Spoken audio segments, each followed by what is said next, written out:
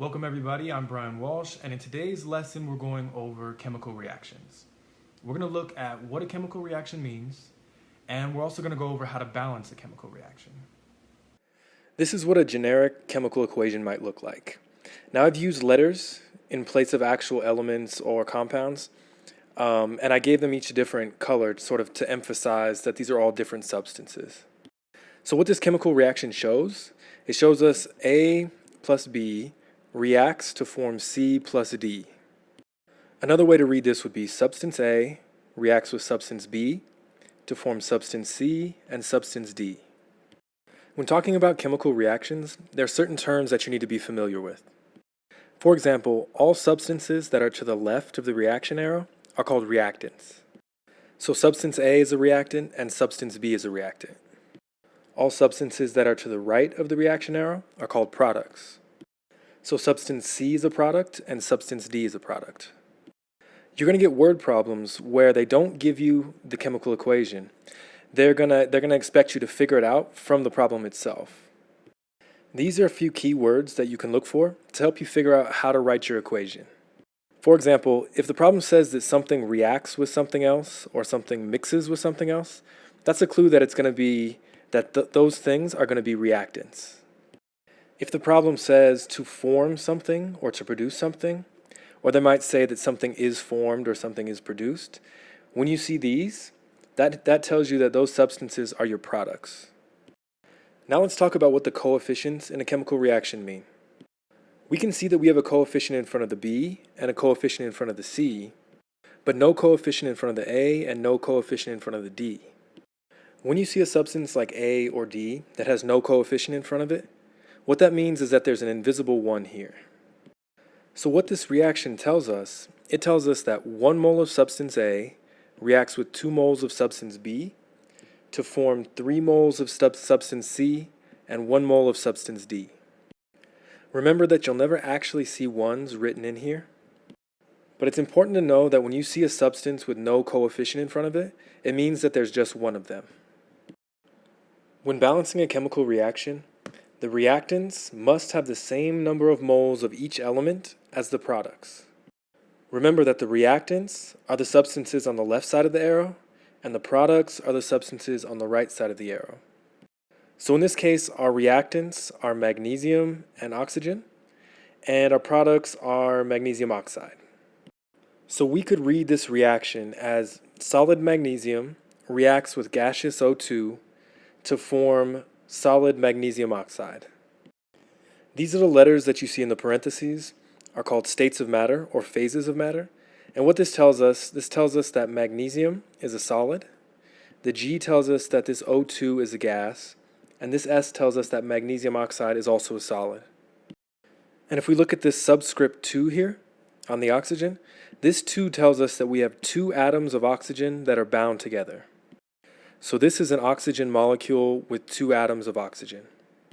Now to balance this equation, we need to make sure that we have the same number of moles of each element on both sides of the equation. So right now, remember when we have no numbers in front here, that tells us there's just 1. So right now, we have 1 mole of magnesium on the left, 1 mole of magnesium on the right. We have 2 moles of oxygen on the left, and 1 mole of oxygen on the right. So we're not balanced. So in order to balance out our oxygens, we're going to go ahead and put a 2 right here. Because this magnesium and this oxygen are bound together, this 2 is going to apply to both of them. So now we have 2 moles of magnesium, and we also have 2 moles of oxygen. So we have 2 moles of oxygen on the right and 2 moles of oxygen on the left. But we're still not balanced because now we have 2 moles of magnesium on the right and only 1 mole of magnesium on the left. So we write a 2 in here. And now we have 2 moles of magnesium on the left, 2 moles of magnesium on the right, 2 moles of oxygen on the left, and 2 moles of oxygen on the right. So now we're balanced. So now if we were to read this reaction, we would read it as 2 moles of solid magnesium reacts with 1 mole of O2 gas to form 2 moles of solid magnesium oxide.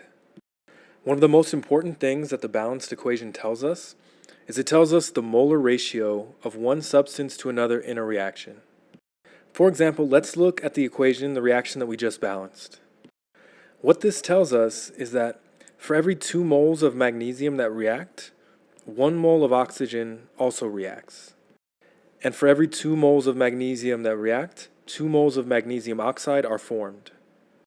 And for every 1 mole of O2 that reacts, 2 moles of magnesium oxide are formed.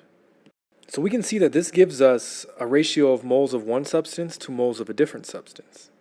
And having that molar ratio allows us to convert from one substance to a different substance. And that's something that we'll get into in a separate lesson, but it's really important that you understand this concept of molar ratio. To give you an example, if we wanted to convert between moles of magnesium and moles of O2, we could use one of these different conversion factors. You can see, looking at these more closely, we have 2 moles of magnesium per 1 mole of O2, 2 moles of magnesium per 1 mole of O2. So we still have the same ratio in our conversion factors that we do in our balanced equation. Another thing that we have to focus on when balancing equations is we have to make sure we use the smallest whole number coefficients when we do our balancing. So this is the equation that we just balanced, and we know that we use the smallest whole number coefficients because we have a 1 in front of our O2 here, and 1 is the smallest whole number coefficient that there is, so we know that we did this one right. But what if we balanced it like this instead? Because this equation is still balanced, right? We still have 4 magnesium. In this case, we have 4 magnesium on the left, 4 magnesium on the right, 4 oxygen on the left, 4 oxygen on the right. So this is still balanced. The problem is that these coefficients are not the smallest whole numbers that are possible. Because we can reduce this 4 to a 2, we can reduce this 2 to a 1, and we can reduce this 4 to a 2. And when we do that, what we get is the correct answer. What about if we balance the equation this way? Right, we have 1 mole of magnesium on the left, 1 mole of magnesium on the right, 1 mole of oxygen on the left, 1 mole of oxygen on the right. And we know this is 1 mole of oxygen here because we have a 2. So when this 2 is multiplied by this 1/2, that tells us we have 1 mole of oxygen. So this is balanced, and the coefficients are actually smaller than our coefficients in this equation. The reason that we can't balance the equation like this is because we have to have the smallest whole number coefficients. And if we look at this, we can see that 1/2 is not a whole number. So basically what this rule is telling us is that we want the smallest coefficients possible, but no fractions.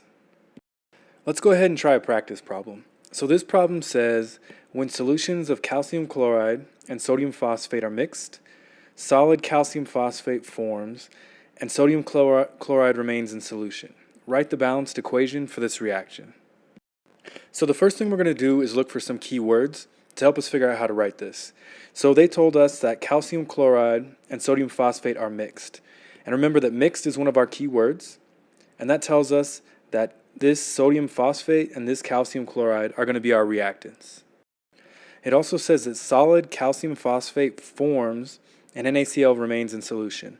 So remember that when they talk about something forming, that's going to be a sign that it is a product. So calcium phosphate and NaCl are going to be our products. Now before we start to balance this equation, I'm going to give you a little tip about how to balance when you're dealing with polyatomics, like this phosphate group. So you might be tempted to break it apart and try to balance just your phosphorus and then just your oxygen. It's much easier to treat this as a unit. So instead of balancing just phosphorus and just oxygen, we're going to balance our phosphate groups. And when you balance a fairly complicated reaction like this one, it's good to start with your most complicated substance. So we're going to start here, and we can see that we have 2 phosphate groups on our products, right? So we have a 2 for our phosphate groups, and on this side of the equation, on the left, we only have 1 phosphate group. So we put a 2 here. Now we have 2 phosphates on the left, 2 phosphates on the right. Now let's look at our calcium. So we have 3 moles of calcium on the right and only 1 mole of calcium on the left. So we put a 3 here. Now we have 3 moles of calcium on the left, 3 moles of calcium on the right. And now we can focus on balancing our sodium and our chloride. So if we look at the left side here, we have 2, so this 2 times 3, so we have 6 moles of sodium on the left and 1 mole of sodium on the right. We have 3 times 2, so we have 6 moles of chlorine on the left and 1 mole of chlorine on the right. So we put a 6 here, and now we have 6 moles of sodium on the right, 6 moles of sodium on the left, 6 moles of chlorine on the right, and 6 moles of chlorine on the left. So now we have a balanced equation. And in this case, we have a 1 right here, so we know that we have the smallest whole number coefficients for our balanced equation. But if you're ever unsure, a good way to test is to divide each of your coefficients by 2. If you can divide each of them by 2 and still get a whole number, then you don't have the smallest whole number coefficients. But if we try to do that, if we try to divide all of these by 2, we would get 1.5 here, 1 here, half here, and 3 here. So we would get non-whole number coefficients if we did that. If you have any questions about anything, or if you have any feedback that you'd like to give me, please leave me a message. You can leave a comment, or you can email me at chemistrymadeeasy118@gmail.com. Thanks for watching.